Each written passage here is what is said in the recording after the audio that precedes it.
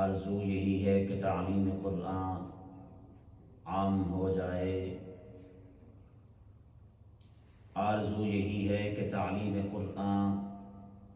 عام ہو جائے، ہر ایک پرچم سے اونچا پرچم اسلام ہو جائے، ہر ایک پرچم سے اونچا پرچم اسلام ہو جائے۔ اللہ جل جلالہ عم نوالہ وعظم شانہ واتم برہانہ کے فضل اور اس کی توفیق رفیق سے آج ہمیں 5واں روزہ نصیب ہو رہا ہے۔ تو آج 5ویں سپارے کا تفصیلی خلاصہ جو ہے اس کو بیان کیا جائے گا۔ اللہ کریم رمضان کریم کی برکت سے قرآن کریم کی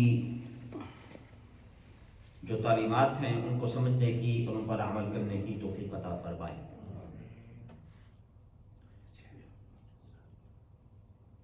چوتھے سپارے کی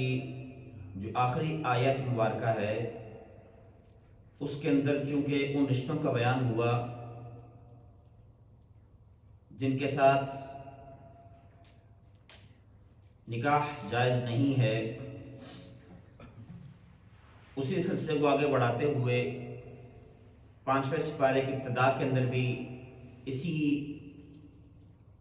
کے متعلق بات کی گئی، اسی چیز کا ذکر آ رہا ہے کہ 5ویں پارے کی ابتدا میں محرمات قطعیہ کے تسلسل میں اس بات کو بھی ذکر کیا گیا کہ کوئی عورت کسی دوسرے شخص کے نکاح میں ہو تو اس سے نکاح کرنا حرام ہے، یہاں تک کہ اگر شوہر نے طلاق دے دی تو عدت کے اندر نکاح اور واضح الفاظ میں نکاح کا پیغام دینا بھی حرام ہے۔ البتہ اگر عدت پوری ہو چکی ہے تو عورت اپنی رضامندی کے ساتھ دوسرے شخص کے ساتھ نکاح کر سکتی ہے۔ اسی طرح اس صورت کی آیت نمبر 29 کے اندر اس بات کو بیان کیا گیا کہ باطل طریقوں سے ایک دوسرے کا مال کھانا حرام ہے، باہمی رضامندی سے تجارت بھی جائز ہے اور اسے حاصل ہونے والا نفع بھی جائز ہے۔ البتہ جو دھوکے کے ساتھ یا سود کے ساتھ مال اکٹھا کیا جائے اس کو اللہ تبارک و تعالیٰ نے منع فرمایا اور اس کو حرام قرار دیا۔ اسی طرح ہبہ اور وراثت کے ذریعے جو مال ملے اس کو بھی اللہ نے جائز قرار دیا، یعنی کوئی آپ کو تحفہ دیتا ہے، گفٹ دے دیتا ہے تو وہ آپ کے لیے جائز ہے، یا جو وراثت میں ملتا ہے وہ بھی جائز ہے۔ لیکن جو جوئے کے ذریعے سٹا غصب یعنی کسی کا مال چھین کر، چوری کر کے، ڈاکہ ڈال کے، خیانت کے ذریعے، رشوت کے ذریعے، جھوٹی قسمیں کھا کر اور جھوٹی گواہی کے ذریعے دوسروں کا مال لینا اور اس کو حاصل کرنا، اس کو اللہ تبارک و تعالیٰ نے حرام قرار دیا۔ اللہ کریم ہمیں ان سب برائیوں سے محفوظ فرمائے۔ اللہ کریم ہمیں رزق حلال اور اس کے اندر برکت نصیب فرمائے۔ پھر اللہ تبارک و تعالیٰ نے فرمایا کہ جو شخص ظلماً دوسروں کا مال کھا جاتا ہے اس کو اللہ تبارک و تعالیٰ جہنم میں جلائے گا، وہ جہنم کا ایندھن بنے گا۔ آیت نمبر 32 کے اندر حسد کی ممانعت کو بیان فرماتے ہوئے اللہ تبارک و تعالیٰ نے ارشاد فرمایا کہ اللہ تبارک و تعالیٰ نے اپنی حکمت سے کسی کو مال، کسی کو عزت یا مرتبے میں فضیلت دے رکھی ہے تو اس پر حسد کرنے کے بجائے اور اس نعمت کے زائل ہونے کی تمنا کرنے کے بجائے تم کیا کرو، اس کے ساتھ حسد نہ کرو بلکہ اللہ تبارک و تعالیٰ سے تم اس بات کا سوال کرو۔ جس اللہ نے اس شخص کو دیا ہے وہ اللہ تمہیں بھی دے سکتا ہے، لیکن تم نے اس سے حسد نہیں کرنا۔ البتہ علماء فرماتے ہیں کہ دنیاوی امور کے اندر تو حسد جائز نہیں ہے، لیکن دینی امور کے اندر انسان کو حسد کرنا چاہیے، لیکن اس کو حسد نہیں کہا جاتا، اس کو رش کہا جاتا ہے۔ مثال کے طور پر ایک بندہ 5 وقت کا نمازی ہے، تہجد گزار ہے، قرآن کی تلاوت کرنے والا، ذکر و اذکار میں رہنے والا، صوم و صلات کا پابند ہے، اس بندے کو دیکھ کر بندہ یہ کہے یار دیکھو کتنا نیک بندہ ہے، تو میں نیک کیوں نہیں بنتا، میں روزے کیوں رکھتا نفلی جو ہے، میں نفلی عبادت ایکسٹرا کیوں نہیں کرتا، میں قرآن کی تلاوت کیوں نہیں کرتا، میں قرآن کو کیوں نہیں سیکھتا، میں علم حاصل کیوں نہیں کرتا۔ تو یہ چیزیں انسان کو سمجھنی چاہیے کہ دنیاوی معاملات کے اندر حسد جائز نہیں ہے، لیکن دینی معاملات کے اندر اس کو رشک کہا جاتا ہے، کہ رشک کرنا کہ یار یہ دیکھو کتنا بندہ نیکی کی طرف بڑھ رہا ہے، تو مجھے بھی اس کے ساتھ نیکی کی طرف بڑھنا ہے، میں نے بھی کوشش کرنی ہے کہ میں اس سے بھی بڑھ کر نیک بندہ بن جاؤں۔ یہ جائز ہے، اور اس پہ کے اوپر اللہ تبارک و تعالیٰ اجر بھی عطا فرمائے گا۔ اللہ تبارک و تعالیٰ نے پھر آگے ارشاد فرمایا الرجال قوامون، مرد عورتوں کے منتظم اور کفیل ہیں، اور وجہ بھی اللہ تبارک و تعالیٰ نے بیان فرما دی، کیونکہ اللہ تبارک و تعالیٰ نے ان میں سے ہر ایک کو دوسرے پر فضیلت دی ہے، یعنی مردوں کو مردوں پر فضیلت، یا یہ بھی کہہ سکتے ہیں کہ مردوں کو عورت پر اللہ تبارک و تعالیٰ نے فضیلت دی ہے۔ اور یہ بھی اللہ نے وجہ بیان فرمائی کہ مردوں نے چونکہ ان پر مال خرچ کرنا ہوتا ہے، مرد کی ذمہ داری ہوتی ہے مہر بھی ادا کرنا، اور بیوی کی کفالت کرنا، پھر بچے ہو جائیں تو بچوں کی کفالت کرنا اسی کے ذمہ ہے، اس لیے اللہ تبارک و تعالیٰ نے فرمایا کہ مرد عورتوں کے اوپر کفیل ہیں۔ اسی آیت کے آگے اللہ تبارک و تعالیٰ نے جو عورت اپنے شوہر کی نافرمان ہو اس کو ناشیزہ کے الفاظ سے یاد کیا، ناشیزہ کا جو ہے الفاظ اس کے لیے استعمال کیا گیا، اور پھر اللہ تبارک و تعالیٰ تسلسل کے ساتھ ایک مخصوص انداز کے ساتھ اللہ تبارک و تعالیٰ فرمایا کہ اگر عورت نافرمان ہو جائے، بگڑ جائے، تو اس کی اصلاح کیسے کرنی ہے، اس کا بڑا پیارا انداز اللہ تبارک و تعالیٰ نے بیان فرمایا۔ اسی کے ساتھ آگے چلتے ہوئے اللہ تبارک و تعالیٰ نے اپنی وحدانیت کا حکم ارشاد فرمایا، اپنی توحید کا حکم ارشاد فرمایا کہ خالصتاً میں ہی وحدہ لا شریک ہوں، اور میری عبادت تم نے کرنی ہے، کسی اور کو میرے ساتھ شریک نہیں ٹھہرانا،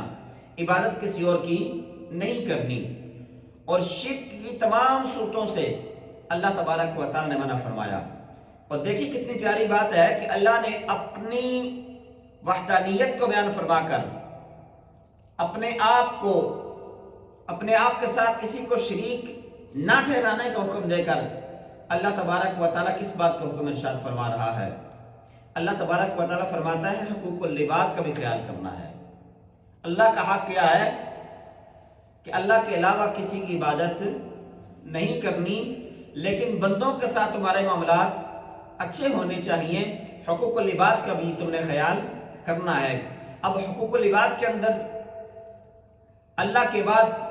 اللہ کے رسول صلی اللہ تعالی علیہ وسلم کے حقوق سب سے پہلے آتے ہیں، اس کے بعد چلتے چلتے ماں باپ کے حقوق، پھر قرابت داروں رشتہ داروں کے حقوق، اسی طرح سلسلہ چلتا جائے تو یتیموں مسکینوں کے حقوق، پھر پڑوسیوں کے حقوق، اور پھر مسافروں کے حقوق۔ اسی طرح اتنا ہی نہیں بلکہ اپنے ماتحت کے ساتھ اچھا برتاؤ کرنے کا بھی حکم ارشاد فرمایا۔ ہمارا رویہ تھوڑا سا عجیب ہے، بلکہ بعض دفعہ تو بہت عجیب ہو جاتا ہے کہ ہمارے ماتحت جو کام کرنے والے ہوتے ہیں، اگر ہمارا بزنس ہے، ہمارا کاروبار ہے، تو ہمارے جو ملازمین ہیں، ہمارے جو ماتحت ہیں،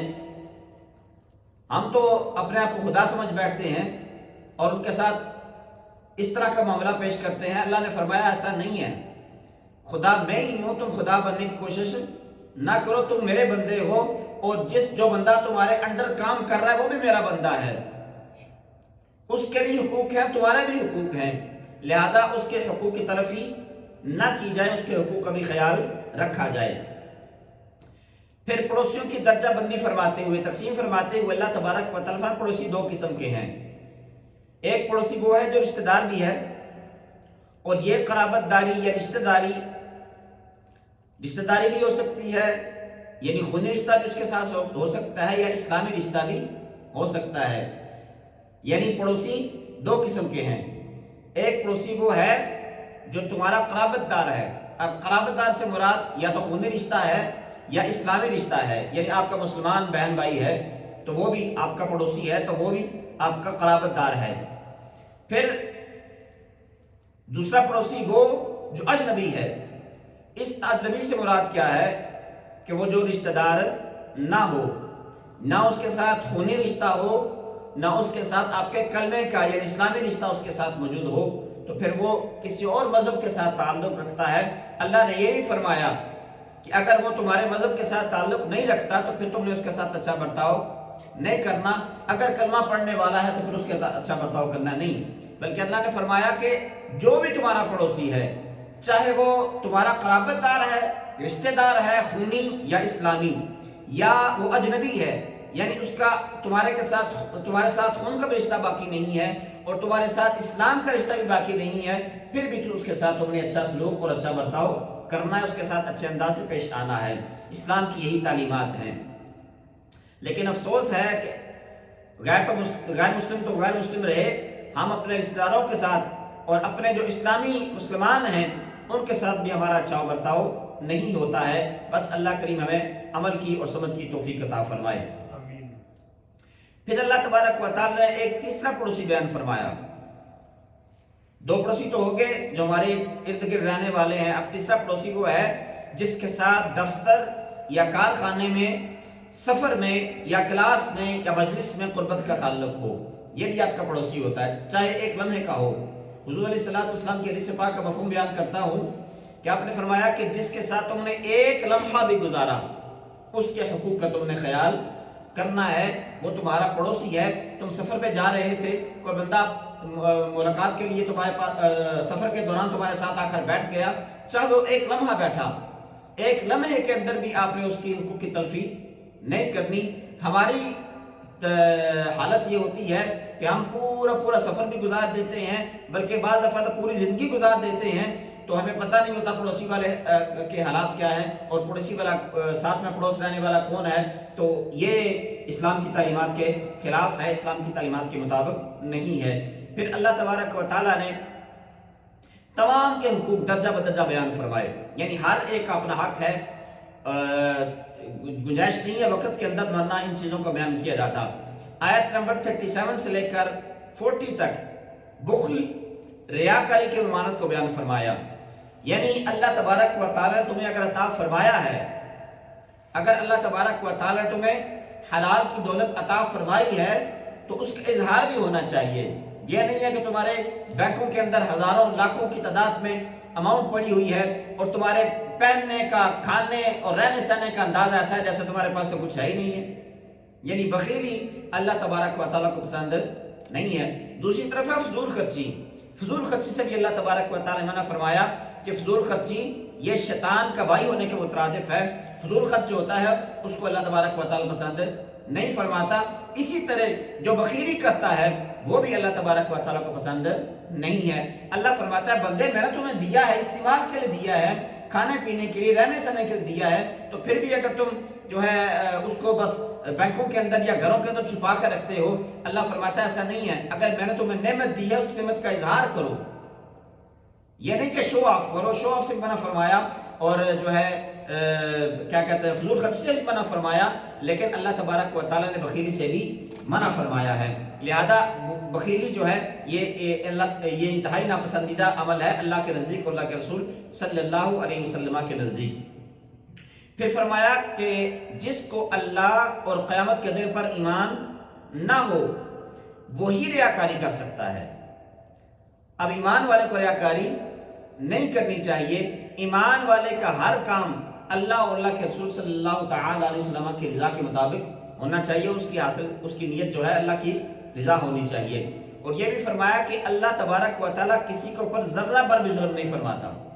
اور نیکی کا اجر اللہ تبارک و تعالیٰ دگنا کر کے عطا فرماتا ہے۔ آیت نمبر 45 کے اندر نماز کے چند مسائل کو بیان فرمایا۔ نمبر 1، نشے کی حالت میں نماز ادا نہیں کرنی۔ نماز تو کسی حالت میں بھی چھوڑی نہیں جا سکتی۔ اب بندہ اس کا مطلب یہ نہیں ہے کہ بندہ نشہ کرتا رہے نماز نہ پڑھے، اس کا مطلب یہ نہیں ہے یا ایھا الذین آمنوا لا تقربوا الصلاۃ، نماز کے قریب نہیں جانا۔ بعض لوگ ایسے بھی ہیں، اللہ تعالیٰ حفاظت فرمائے ایسے لوگوں سے ہمارے مسلمانوں کی، کہ وہ کہتے ہیں اللہ نے فرمایا کہ نماز کے قریب نہیں جانا۔ ارے کب نہیں جانا؟ وانتم سکارا، جب تم نشے کی حالت میں ہو۔ اب اس کا مطلب کیا ہے کہ نماز چھوڑ دینی، نشہ نہیں چھوڑنا، نہیں، بلکہ اس کا مطلب یہ ہے کہ نشہ تو ہر حال میں چھوڑنا چاہیے اور نماز کو کسی حالت میں بھی نہیں چھوڑنا چاہیے۔ یہ ہم اپنے مطلب کی بات لے لیتے ہیں اور جو اصل اس کا مقصد ہوتا ہے اس کو ہم چھوڑ دیتے ہیں۔ اللہ تبارک و تعالیٰ نے فرمایا کہ نشے کی حالت میں نماز ادا نہیں کرنی، تو مسئلہ یہ سمجھ آ گیا کہ نماز تو کسی حالت میں بھی معاف نہیں ہے، تو لہذا مسلمان کو چاہیے کہ ہر قسم کا نشہ چھوڑ دے۔ دوسرا مسئلہ یہ بیان ہوا کہ چونکہ نماز کے لیے وضو ضروری ہے، وضو کے لیے پانی ضروری ہے، اور پھر کچھ ناگزیر جو صورتیں ہیں، بعض دفعہ انسان بیمار ہوتا ہے اور وہ پانی استعمال نہیں کر سکتا، یا بعض دفعہ پانی اتنا ٹھنڈا ہوتا ہے کہ اس سے بیماری بڑھنے کا خطرہ ہوتا ہے، یا بعض صورت میں ایسا بھی ہو سکتا ہے کہ پانی بھی میسر ہے اور پانی اتنا نہیں ہے کہ جو ہے انسان اس کو استعمال کر کے وضو کر سکے، صرف پینے کے لیے پانی موجود ہے۔ اگر انسان اس کے ساتھ وضو کرے گا تو اس کی جان کو خطرہ ہو سکتا ہے، اس کو پینے کے لیے پانی میسر نہیں ہوگا۔ یہ کافی ساری صورتیں ہیں جن صورتوں میں اللہ تبارک و تعالیٰ نے تیمم کو بیان فرمایا۔ اس کی ڈیٹیل جو ہے فقہ کی کتابوں کے اندر موجود ہے، اگر کوئی موقع آیا تو انشاءاللہ تبارک و تعالیٰ ان کو بھی بیان کیا جائے گا۔ البتہ اللہ تبارک و تعالیٰ نے اس کی رخصت اور اس کی اجازت عطا فرمائی ہے کہ اگر پانی میسر نہیں ہے یا کوئی اس کے علاوہ پانی تو موجود ہے، کوئی اور صورت موجود ہے جس کی وجہ سے پانی استعمال نہیں کیا جا سکتا، تو اس صورت میں تیمم کر کے اپنی نماز ادا کر سکتے ہیں۔ پھر اللہ تبارک و تعالیٰ فرمایا کہ چاہے حدث اکبر ہو یا حدث اصغر ہو، یعنی صرف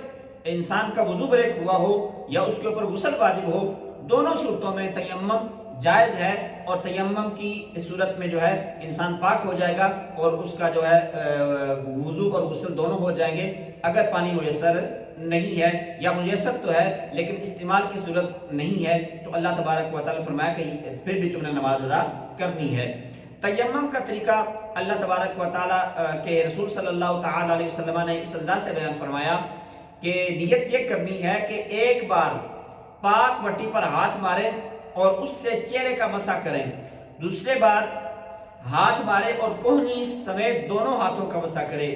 یعنی اب نیت کرنی ہے پاکی کی اور اپنے ہاتھوں کو زمین کے اوپر مارنا ہے، پھر زمین کے اوپر مار کر اگر مٹی زیادہ لگ گئی ہے تو اس کو جھاڑ لیں، جھاڑنے کے بعد جو ہے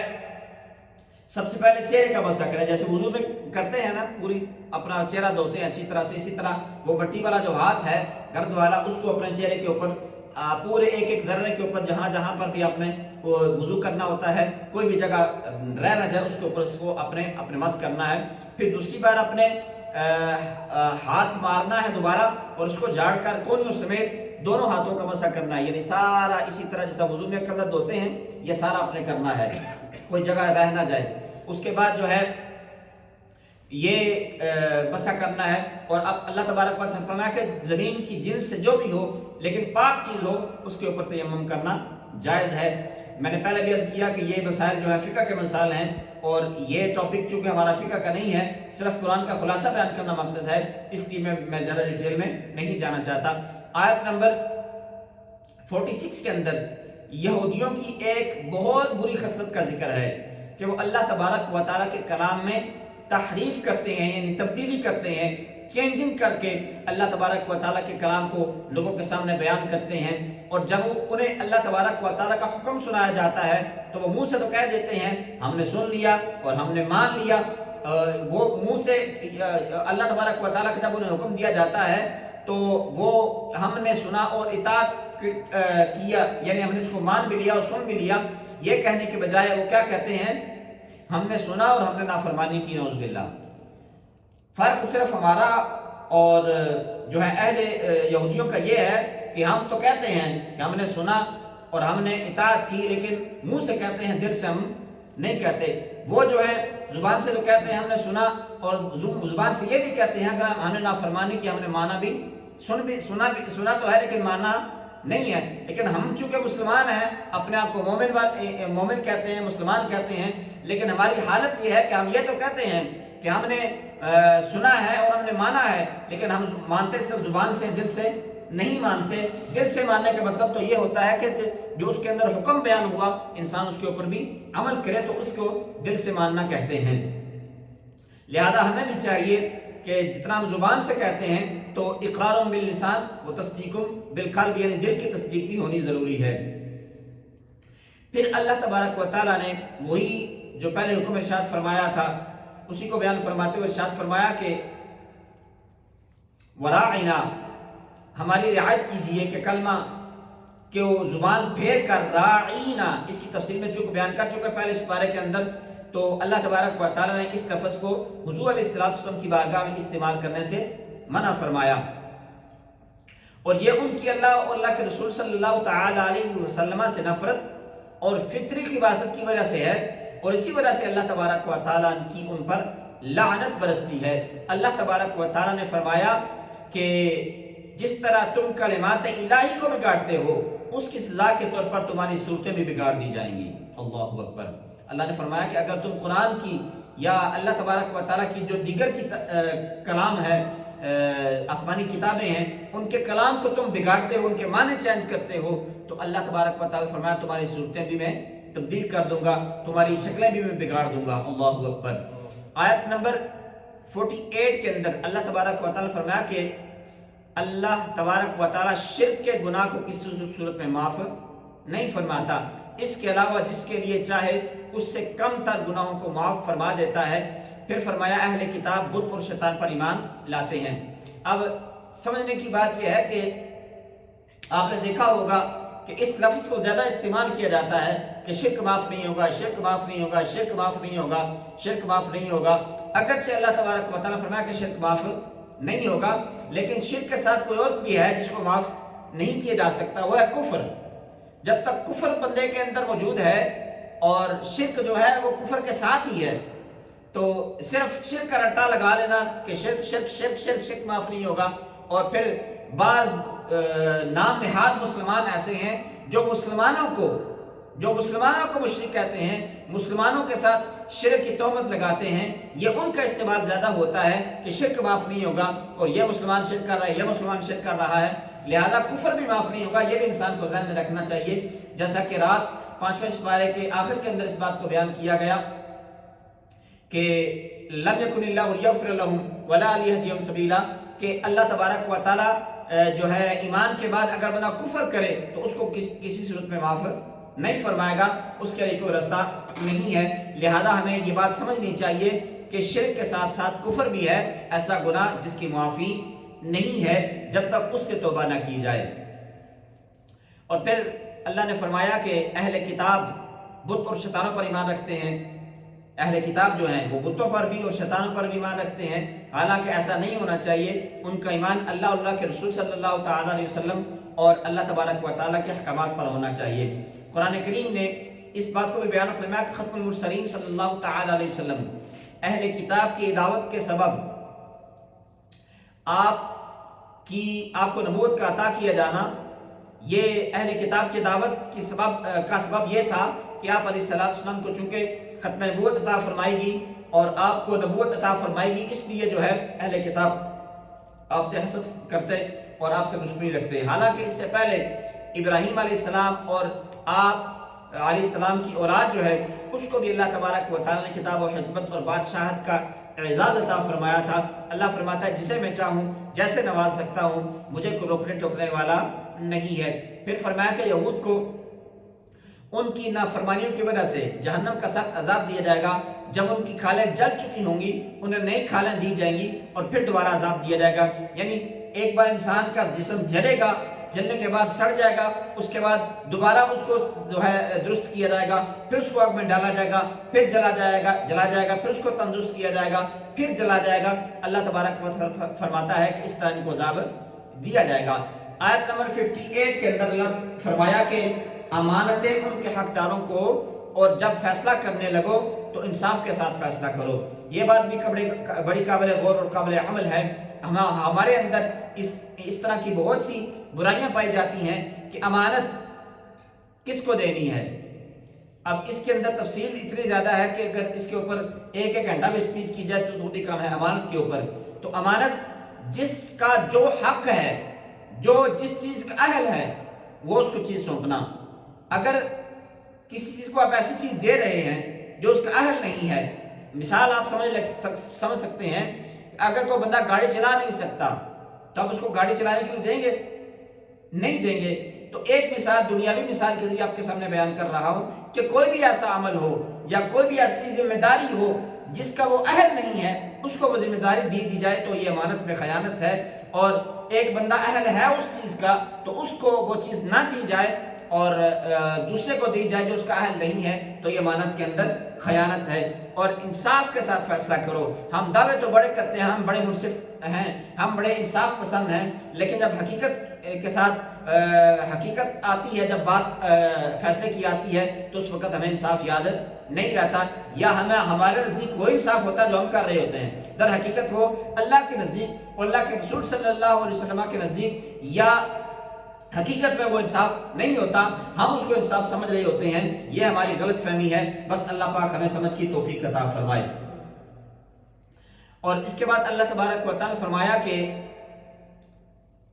اچھا مشورہ یہ بھی امانت ہے، مشورہ بھی امانت ہے۔ اور حکومت، اقتدار اور منصب اور عہدہ، جیسے کہ میں نے پہلے مثال دی کہ جو جس چیز کا اہل ہے، اب ایک بندہ نماز پڑھنے کے قابل ہی نہیں ہے تو اس کو آپ کہیں کہ نماز پڑھا، وہ کیسے پڑھائے گا؟ ایک بندہ جو ہے وہ حکومت سنبھالنے کے قابل ہی نہیں ہے، ہم اس کو ووٹ دے کر اس کو اپنا سربراہ بنا لیتے ہیں تو وہ حکومت تو نہیں چلائے گا، وہ ہمارا بیڑا گرک کرے گا۔ یہ مثالیں موجود ہیں۔ تو اللہ تبارک و تعالیٰ فرمایا کہ جو جس چیز کا اہل ہے اسی کو دی جائے، جو چیز کا اہل نہیں ہے اس کو نہ دی جائے۔ اور مشورہ بھی امانت ہے، اور کسی کے پاس کسی نے کوئی چیز امانت کے طور پر رکھی ہو تو یہ بھی امانت ہے۔ جو ایک ایمان ہم امانت کا لیتے ہیں وہ سب سے مشہور یہی ہے کہ کوئی چیز بندہ کس کے پاس رکھتا ہے تو امانت ہے۔ حدیث پاک کے اندر ہے کہ رسول اللہ صلی اللہ تعالی علیہ وسلم سے پوچھا گیا، یا رسول اللہ قیامت کب آئے گی؟ تو آپ صلی اللہ علیہ وسلم نے ارشاد فرمایا جب امانت ضائع کر دی جائے گی۔ تو آپ علیہ السلام سے پوچھا گیا امانت ضائع کیسے ہوگی؟ آپ نے فرمایا جب امت کی زمام اقتدار نہ اہلوں کے سپرد کی جائے گی، یعنی امت کی جو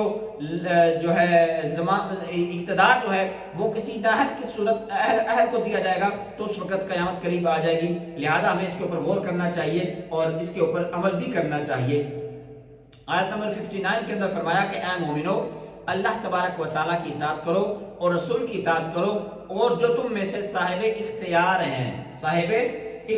ہیں ان کی بھی اطاعت کرو۔ اللہ تبارک و تعالیٰ نے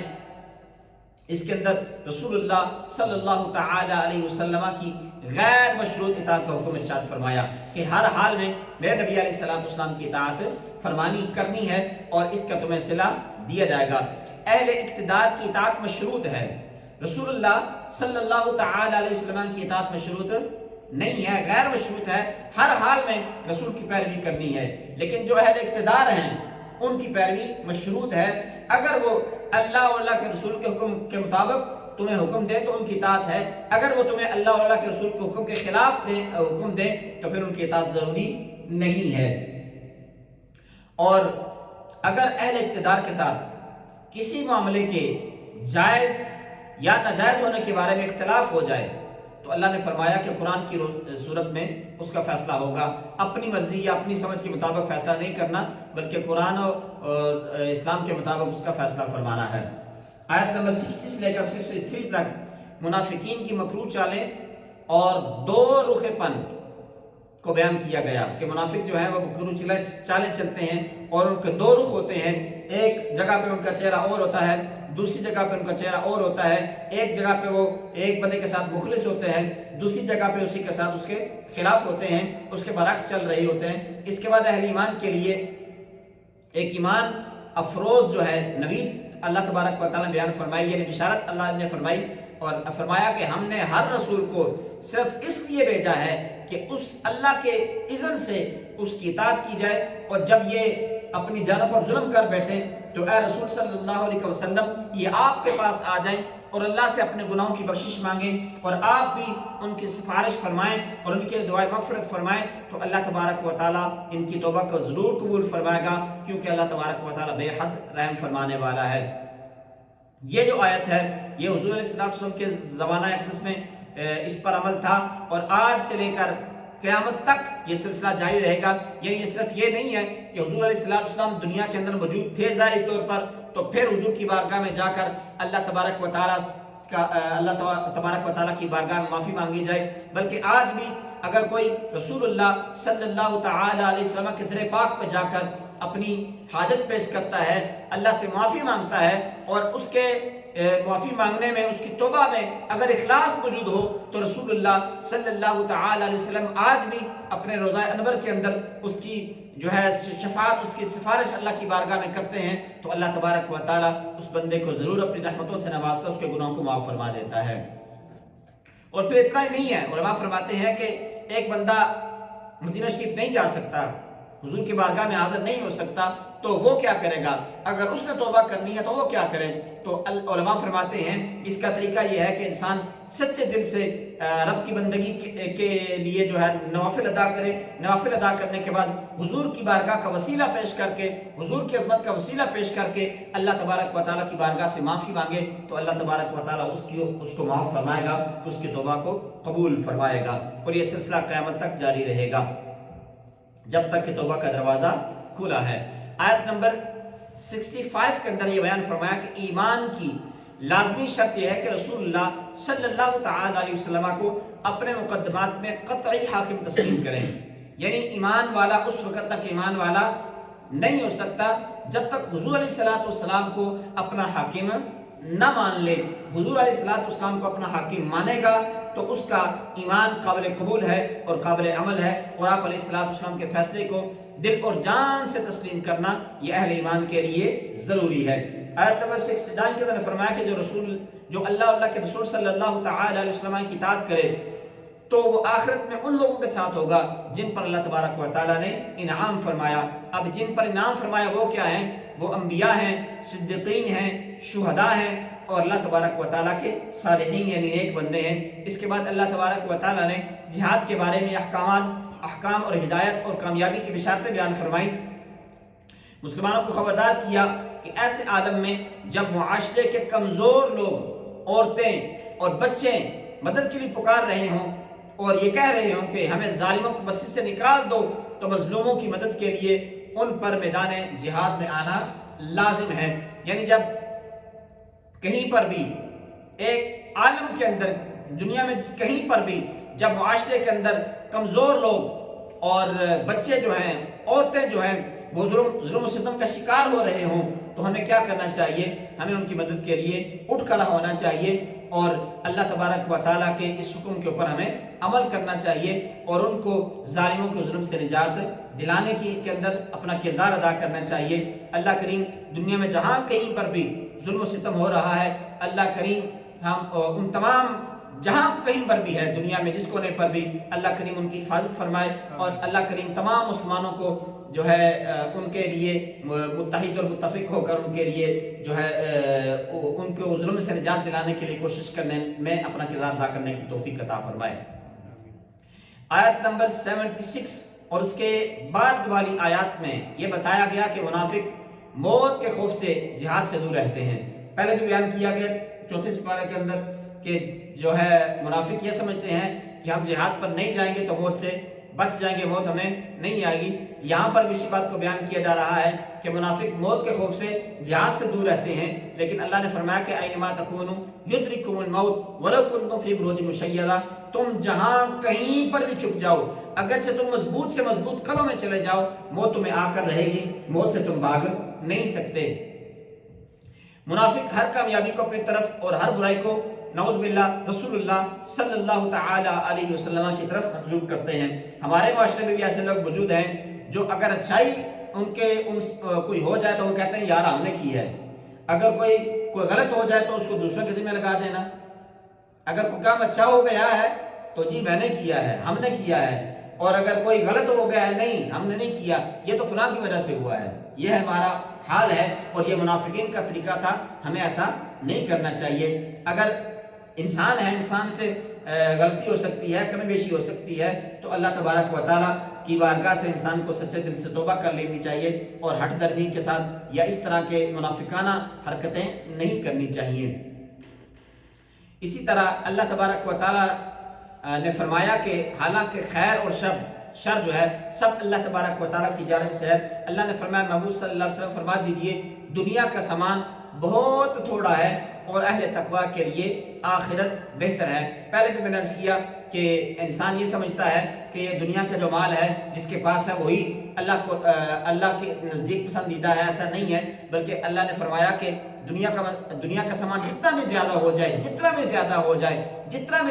جائے یہ کچھ بھی نہیں ہے، اور اہل تقویٰ کے لیے آخرت بہتر ہے، یعنی آخرت کے لیے کوشش کرنی چاہیے۔ آخرت کے لیے جتنا بھی کم ہو، جتنا بھی زیادہ ہو اتنا ہی کم ہے، لہذا ہمیں اس کے لیے کوشش کرنی چاہیے۔ موت کے ڈر سے جہاد سے گریز کرنے والوں کو فرمایا تم جہاں کہیں بھی ہوگے موت تمہیں پا لے گی۔ اللہ تبارک و تعالیٰ فرماتا ہے کہ وہ قرآن کے اندر غور کیوں نہیں فرماتے؟ اگر یہ قرآن اللہ کے علاوہ کسی اور کے پاس سے آیا ہوتا تو اس میں بہت سارا اختلاف ہوتا، اختلاف نہیں ہے تو اس کا مطلب یہ ہے کہ یہ اللہ تبارک و تعالیٰ کا کلام ہے، یہ اللہ تبارک و تعالیٰ کی ہی کتاب ہے۔ قرآن کریم کے اندر اللہ نے ایک اصول بتایا کہ حالت جنگ میں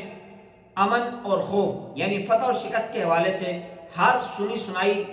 جو ہے خبر کو پھیلانا جائز نہیں ہے، یہ نقصان کا سبب بنتا ہے۔ یعنی جنگ بھی لگی ہو اور امن اور خوف کا سلسلہ جاری ہو تو یعنی فتح اور شکست دونوں صورتوں میں کچھ بھی ہونے کا امکان تو ہوتا ہے، تو اس صورت میں جھوٹی خبر پھیلانا درست نہیں ہے جب تک کہ کوئی قوی جو ہے ثبوت موجود نہ ہو۔ ایسے زمانے میں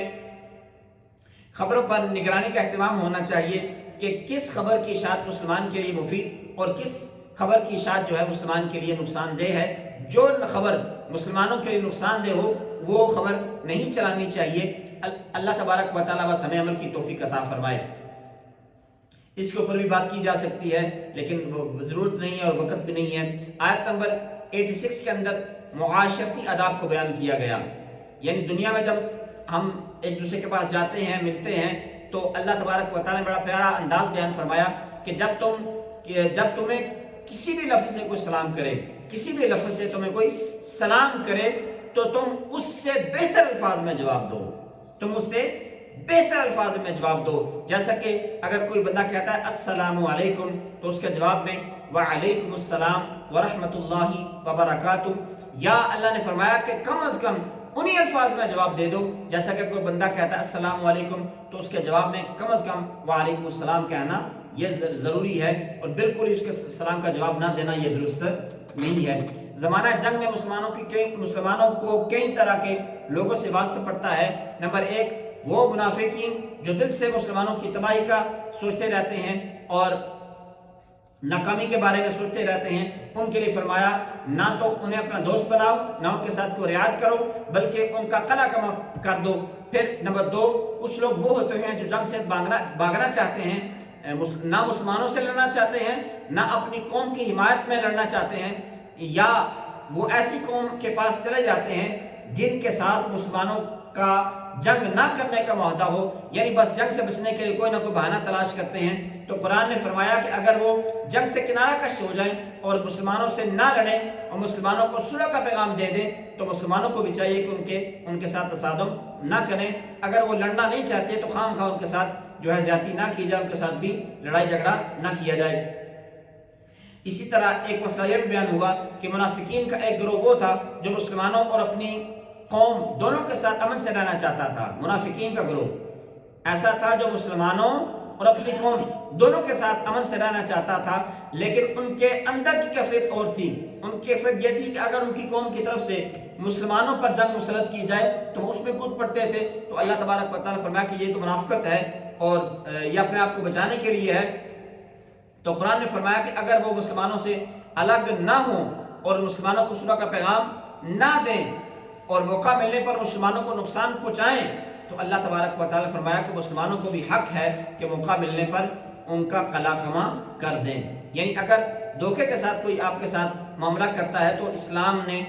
اور اللہ تبارک و تعالیٰ نے ایمان والوں کو بھی حکم ارشاد فرمایا ہے کہ تم بھی اپنی حفاظت کے لیے کچھ نہ کچھ کر سکتے ہو، جس کو ہم سیلف ڈیفنس کہتے ہیں۔ اس کی بھی اجازت اللہ تبارک و تعالیٰ نے بیان فرمائی، لیکن اس کا غلط استعمال نہیں کرنا چاہیے۔ آیت نمبر 92 میں قتل خطا کا حکم ہے۔ اگر کسی مسلمان کے ہاتھوں غیر ارادی طور پر، نیت نہیں تھی اس کی، مسٹیکن جو ہے غلطی سے کسی مسلمان کا قتل ہو جائے، تو اللہ تبارک و تعالیٰ نے اس کی صورت بیان فرمائی، اس کی تلافی کے لیے کفارہ ادا کرنا ہوگا اور مقتول کے ورثاء کو دیت دینی ہوگی، سوائے اس کے کہ مقتول کے ورثاء اس کو معاف کر دیں تو یہ الگ بات ہے۔ اسی طرح کسی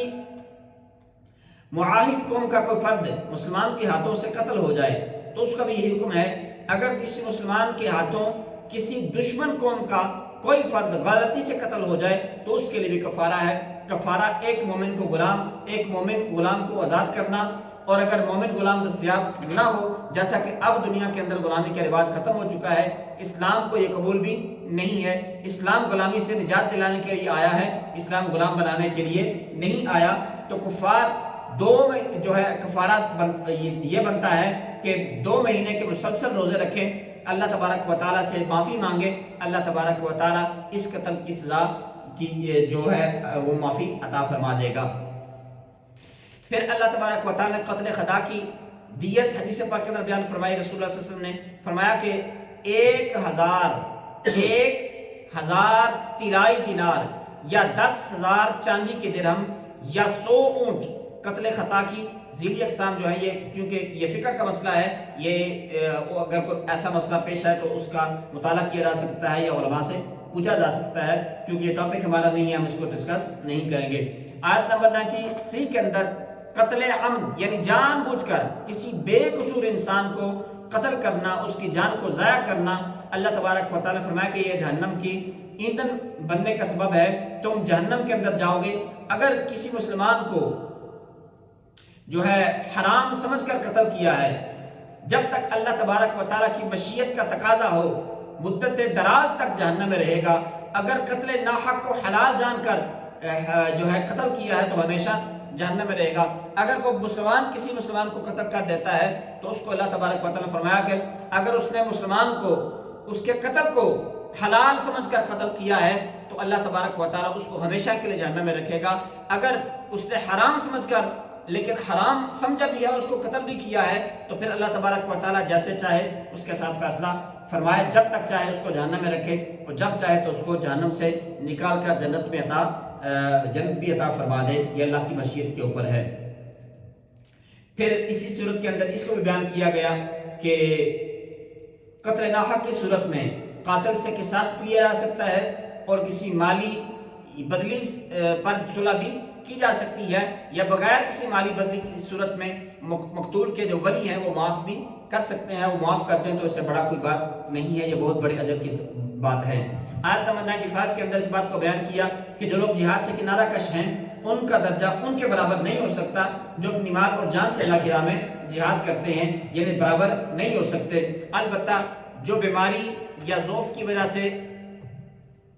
ہم جہاد کے اندر شریک نہیں ہو سکتے لیکن وہ جنگ کا منصوبہ ساز ہے، حکمت عملی ترتیب دینے والا ہے، جنگی چالیں سکھانے والا ہے یا مجاہدین کی خدمت میں مشغول ہے، تو یقیناً مجاہد کا اجر پائے گا۔ یعنی ظاہری طور پر جو ہے اس کی کمزوری یا اس کی بیماری جو ہے وہ جہاد میں جانے کے لیے قابل نہیں ہے، تو وہ اپنی جو صلاحیات اللہ تبارک و تعالیٰ نے ان کو عطا فرمائی ہے ان کو استعمال کر کے اہل اسلام کے مجاہدین جو ہیں ان کی جو ہے مدد کر سکتے ہیں، اللہ تبارک و تعالیٰ ان کو بھی اتنا ہی اجر عطا فرمائے گا۔ عہد رسالت کے تناظر میں جب مسلمان مستقل حالت جنگ میں تھے اور جو لوگ جنگ سے گریز کرتے رہے ان کے بارے میں اللہ تبارک و تعالیٰ نے فرمایا کہ جب ان کی روح قبض کرنے کا وقت آئے گا تو فرشتے ان سے پوچھیں گے کہ حق اور باطل کی جنگ میں تم کہاں تھے، اور وہ کہیں کہ ہم زمین میں کمزور تھے، تو فرشتے ان سے کہیں گے تم نے دارالایمان کی طرف ہجرت کیوں نہیں کی۔ لیکن جو مرد، عورتیں اور بچے واقعی کمزور تھے ان کے لیے کوئی راہ نجات نہ تھی تو اللہ تبارک و تعالیٰ ان کو معاف فرمائے گا۔ اور یہ بھی فرمایا کہ ہجرت کے نتیجے میں اللہ تبارک و تعالیٰ انہیں وسعت عطا فرمائے گا۔ جو شخص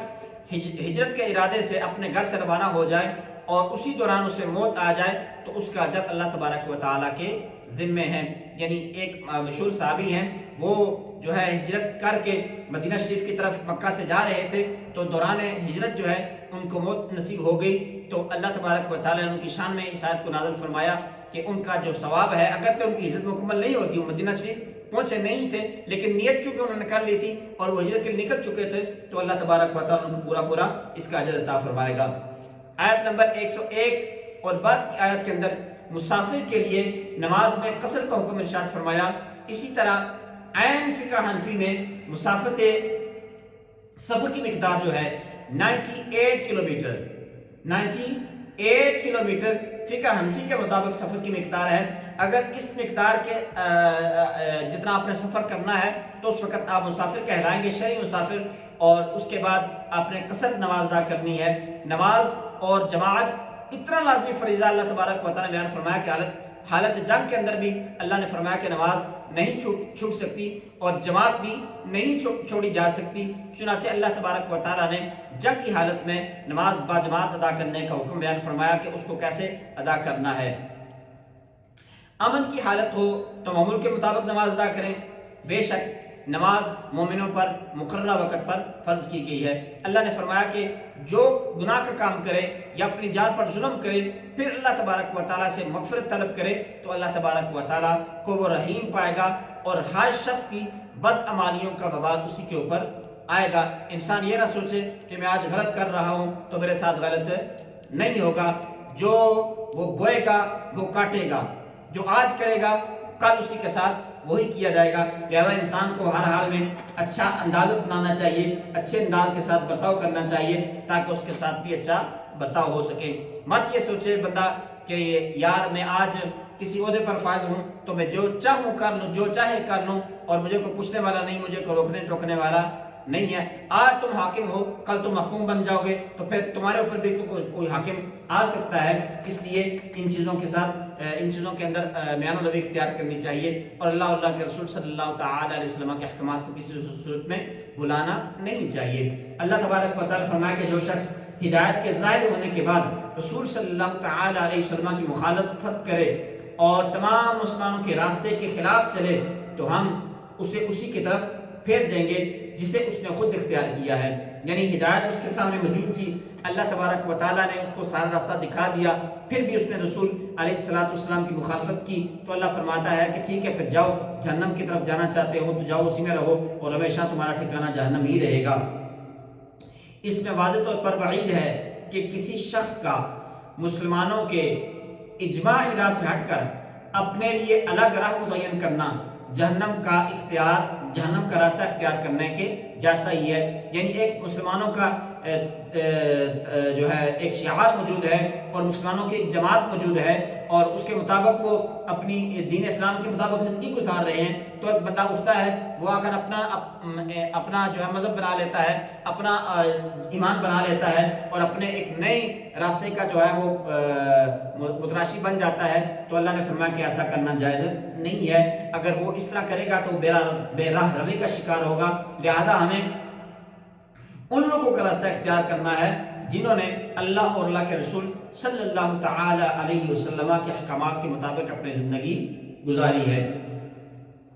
اللہ تبارک و تعالیٰ نے شیطان کے پیروکاروں کے لیے جہنم کی وعید سنائی، مومنین کاملین کے لیے جنت کی بشارت فرمائی اور فرمایا کہ ہر صاحب ایمان مرد ہو یا عورت ہو جنہوں نے حالت ایمان میں نیک کام کیے وہ جنت میں داخل ہوں گے. اللہ تبارک و تعالیٰ نے فرمایا کہ اس سے اچھا دین کس شخص کا ہوگا جو اپنے آپ کو اللہ کی بندگی کے سپرد کر دے اور وہ نیکوکار ہو اور ملت ابراہیمی کا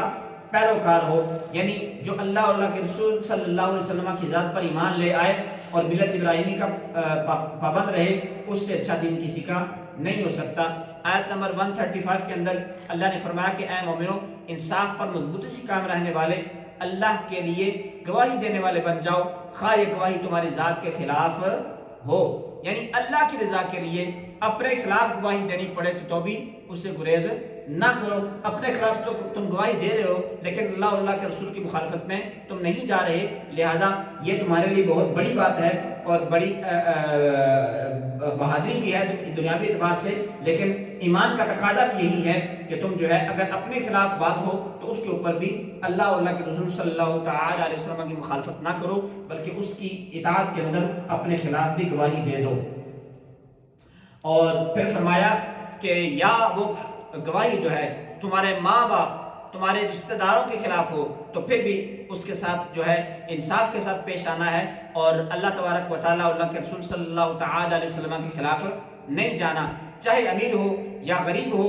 اللہ تبارک و تعالیٰ ان کا تم سے زیادہ خیر رہا ہے، یعنی اگر تم گواہی دے دو گے تو اللہ تبارک و تعالیٰ ان کے لیے بہتر کو راستہ تلاش کرے گا۔ یعنی انصاف کا دامن کسی صورت میں نہیں چھوڑنا چاہیے، انصاف سے نہیں بھاگنا چاہیے، اگرچہ وہ تمہارے فیصلے تمہاری مرضی کے مطابق نہ ہو پھر بھی اس کو تسلیم کر لینا چاہیے۔ اللہ نے فرمایا کہ اگر تم نے گواہی میں ہیر پھیر کیا یا اعراض کیا تو اللہ نے فرمایا کہ اللہ کو تمہارے سارے کاموں کی خبر ہے اور وہ ہر کام سے باخبر ہے۔ اور اس کے بعد اللہ تبارک و تعالی نے منافقین کی ایک علامت یہ بیان فرمائی کہ نماز میں سستی کرتے ہیں، نماز کو ایک بوجھ سمجھتے ہیں اور صرف دکھاوے کے لیے نماز پڑھتے ہیں۔ یہ لوگ ہمیشہ کفر اور ایمان کے درمیان متزلزل رہتے ہیں، نہ ہی ان کو جو ہے ایمان نصیب ہوتا ہے، نہ ہی وہ جو ہے اپنے آپ کو کسی ایک راستے کے اوپر لے کر چل سکتے ہیں۔ ایمان والوں کے پاس جاتے ہیں تو ایمان والوں کے بن جاتے ہیں، اور کافروں کے پاس جاتے ہیں تو کافروں کے ساتھ مل جاتے ہیں۔ اللہ تبارک و تعالی فرمایا کہ ایسا کرنا جائز نہیں ہے۔ اللہ نے فرمایا ان المنافقین فی الدرک الاسفل من النار، جو منافق ہیں جہنم کے سب سے نچلے طبقے میں ہوں گے، منافق جہنم کے سب سے نیچے طبقے میں ہوں گے۔ اللہ کریم جو ہے ہمیں منافقت سے بچائے، ریاکاری سے بچائے اور ناانصافی سے بچائے۔ اللہ تبارک و تعالیٰ نے جتنے بھی احکامات بیان ہوئے آج اور آج سے پہلے، اللہ تبارک و تعالیٰ ہمیں عمل کرنے کی توفیق عطا فرمائے۔ اللہ تبارک و تعالیٰ آپ سب کا حامی ناصر ہو۔ وما علیہ الا البلاغ المبین۔ اللہم صلی وسلم